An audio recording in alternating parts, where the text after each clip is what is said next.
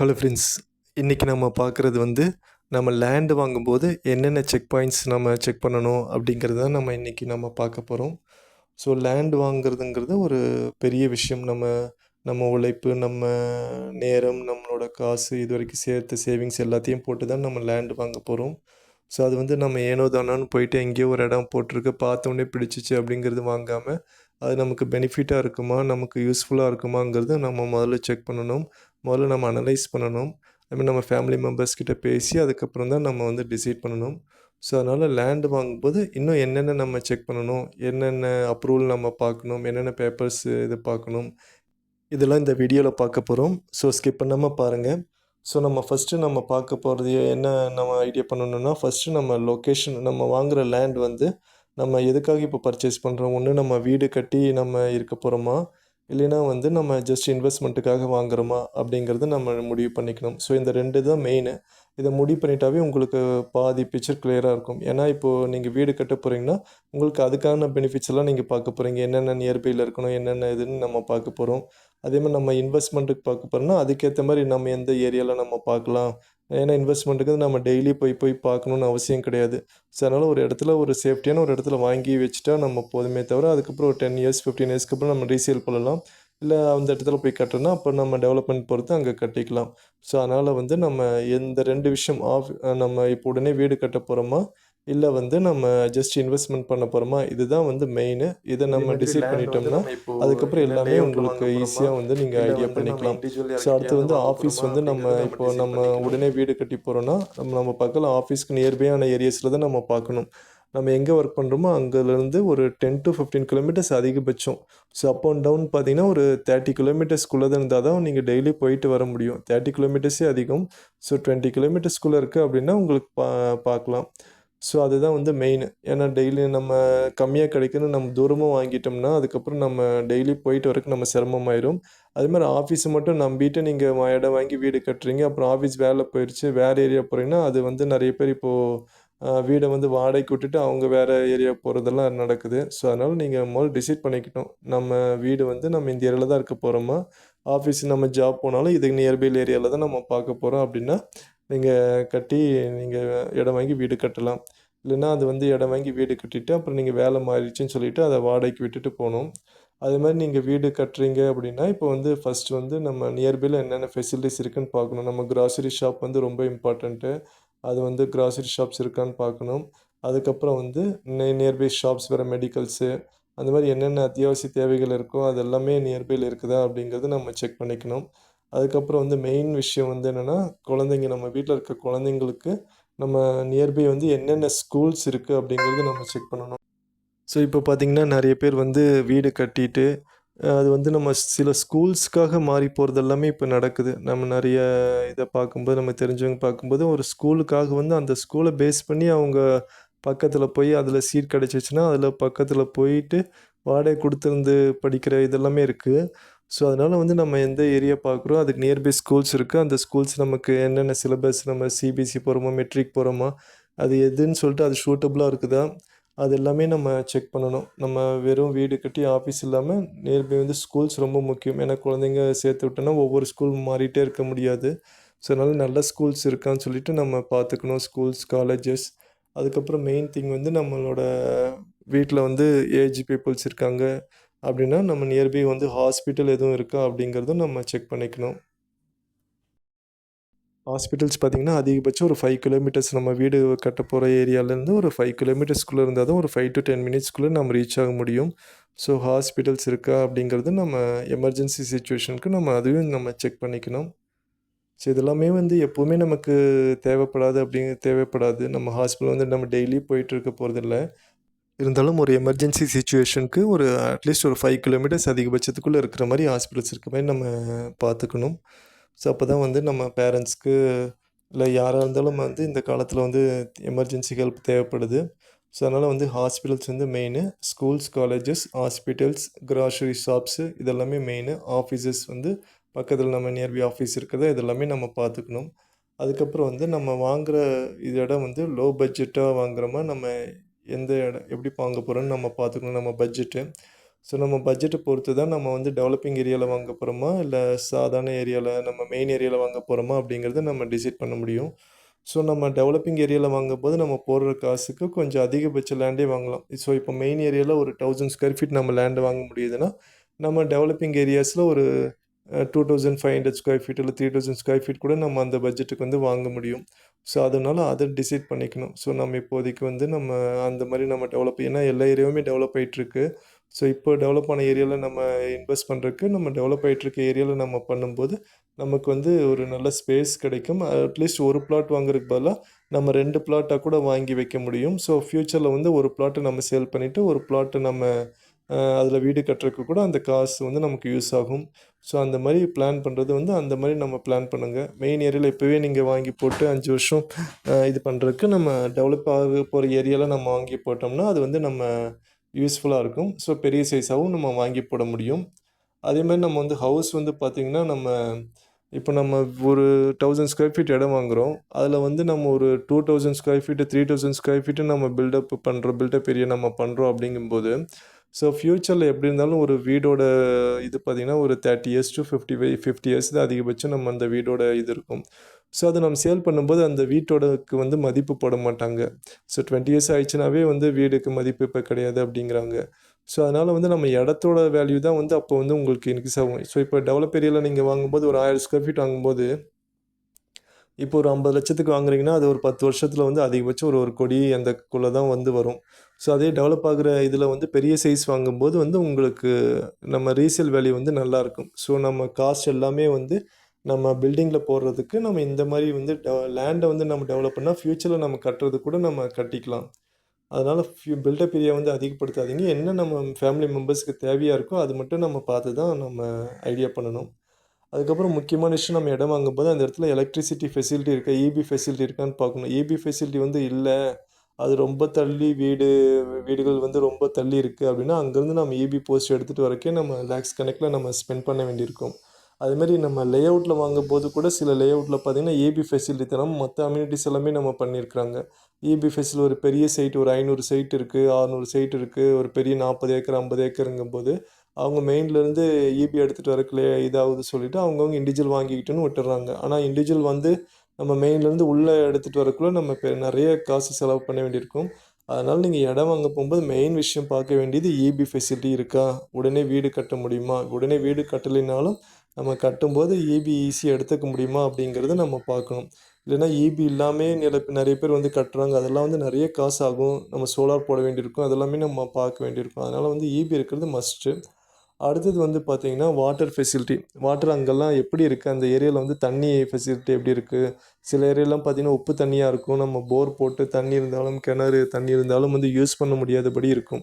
So அதனால் main விஷயம் வந்து தண்ணி வந்து யூஸ் பண்ணுற மாதிரி இருக்கா, டிடிஎஸ் லெவல் கரெக்டாக இருக்கா, குடிக்கிற அளவுக்கு இருக்கா அப்படிங்கிறத நம்ம பார்த்துக்கணும்.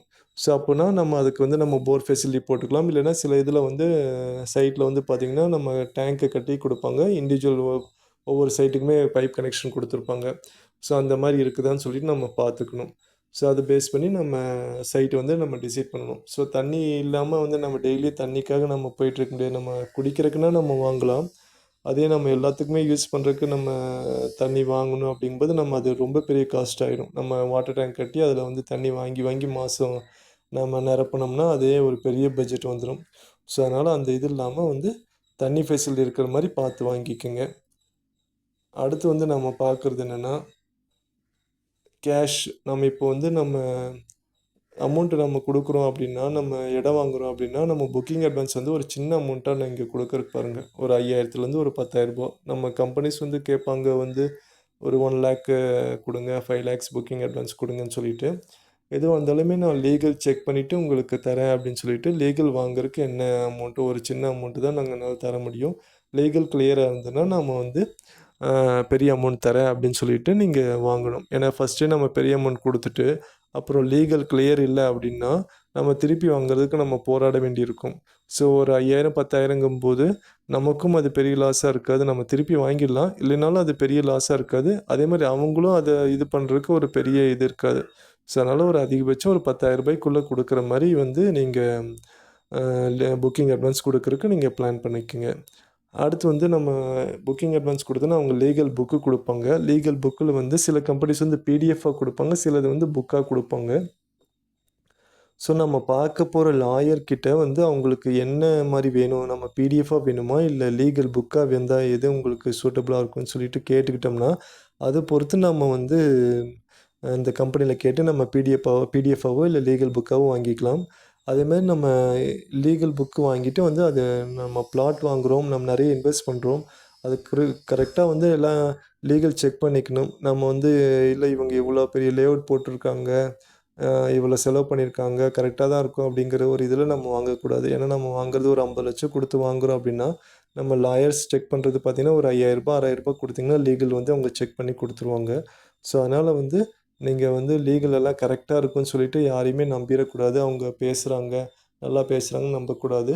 லாயர் கிட்ட குடுத்து முழுமையா வந்து நம்ம செக் பண்ணும்போது தான், அதில என்ன பேப்பர்ஸ் வந்து மிஸ் ஆயிருக்கு அப்படிங்கிறது நமக்கு தெரியும். சில பேர் வந்து அவங்களே உட்காந்து படிப்பாங்க. புக்கு வந்து உட்காந்து படிச்சு இதெல்லாமே பார்ப்பாங்க. இருந்தாலும் நம்ம என்னதான் இருந்தாலும் வந்து நம்ம இன்னும் அது ஒரு 50 வருஷம், 100 வருஷம் இல்ல, அந்த இடம் வந்து நம்ம அப்படியே நம்ம தலைமுறை தலைமுறையா வந்து வரப்போது. அதனால வந்து நீங்க இந்த ஒரு ரூ. 5,000 மிச்சம் பண்றதுக்காக வந்து அந்த அந்த இத வந்து ஸ்பாயில் பண்ணக்கூடாது. ஏன்னா எப்ப இருந்தாலும் அத ரீசேல் பண்றதுக்கு போம்போது ஏதாவது ஒரு வில்லங்கம் இருந்ததுன்னா, அது வந்து விக்க முடியாம போகும்போது நம்ம போட்ட காசு எல்லாமே வந்து அதில வந்து மாட்டிக்கும். அதனால வந்து இந்த இதில வந்து நம்ம நாமளே பார்த்துக்கலாம். எனக்கு தெரியும் பார்த்துக்கிறேன் அப்படிங்கிற மாரி இல்லாம, லாயர் கிட்ட குடுத்து கரெக்ட்டா லீகல் குடுத்து, லீகல் ஒப்பீனியனும் வந்து வாங்கிக்கணும். ஸோ சில பேர் வந்து பார்த்து சொல்லுவாங்க. அது இல்லாம நம்ம லீகல் ஒப்பீனியன் வாங்கிட்டோம்னா, நம்ம சப்போஸ் ரீசேல் பண்ணும்போது அது கூட லீகல் ஒப்பீனியன் நம்ம ஆட் பண்ணி நம்ம குடுக்கலாம். அதேமாரி சில பேர் என்ன சொல்லுவாங்க, "நான் பேங்க் லோன் தான் போப்போறேங்க. இடம் வாங்குறதுக்கு பேங்க் லோன் போப்போறேன். எப்படியும் நம்ம இந்த பேப்பர்ஸ்லாம் குடுத்தா அவங்களே செக் பண்ணிருவாங்க லோனு. ஸோ இது எதுக்கு நாம தனியா வந்து நம்ம லீகல் செக் பண்ணணும்? நம்ம எப்படியும் பேங்க் லோனுக்கு வந்து போறீங்கன்னா, அதுக்கு எப்படியும் நம்ம ஃபீஸ் வந்து ஆ நம்ம ரூ. 8,000 கிட்ட ரூ. 8,000 ரூ. 10,000 நம்ம பேங்க் லோன் அப்ளை பண்றதுக்கு ஃபீஸ் நம்ம குடுத்தாகணும். அதுலயும் அவங்க லீகல் செக் பண்ணுவாங்க.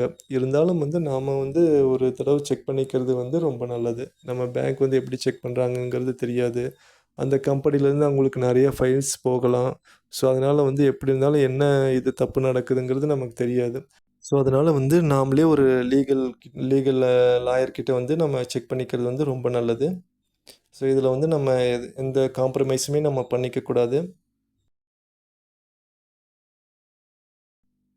அதேமாரி பிளாட் வாங்கும்போது, பிளாட் வந்து என்ன அப்ரூவ்டுன்னு பார்க்கணும். சிஎம்டி அப்ரூவ்டா, டிடிசிபி அப்ரூவ்டா அப்படின்னு சொல்லி பார்க்கணும். ரெரா ரிஜிஸ்டர் பண்ணியிருக்காங்களா? இதெல்லாமே நம்ம பார்க்கணும். நம்ம இந்த மாரி அப்ரூவ்டு இடம் வாங்கிட்டம்போது, அது வந்து நம்ம கவர்மெண்ட்டால வந்து வீடு கட்டுறதுக்கு தகுதியான இடங்கிற மாரி நம்ம குடுக்குறாங்க. ஸோ, அதனால வந்து அப்ரூவலா இருக்கிறது வந்து ரொம்ப நல்லது.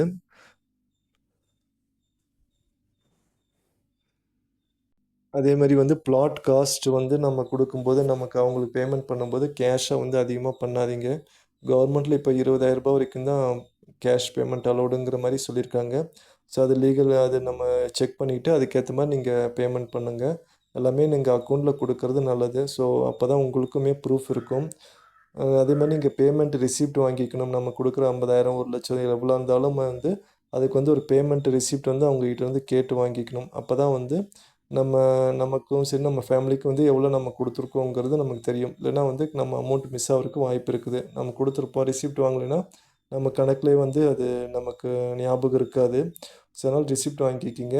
அதேமாரி நம்ம பிளாட் காஸ்ட் ஒரு அமௌண்ட் இருக்குன்னா, அது போக பார்த்தீங்கன்னா, அவங்க வந்து கார்பஸ் ஃபண்டுன்னு ஒரு அமௌண்ட் வாங்குவாங்க. டெவலப்மெண்ட் சார்ஜஸ்ன்னு ஒண்ணு வாங்குவாங்க. ஸோ, அதுக்கப்புறம் மெயின்டனன்ஸ் சார்ஜஸ்ன்னு போடுவாங்க. இத தவிர லீகல் இந்த ரிஜிஸ்ட்ரேஷன் காஸ்ட்ன்னு ஒரு அமௌண்ட் வரும்.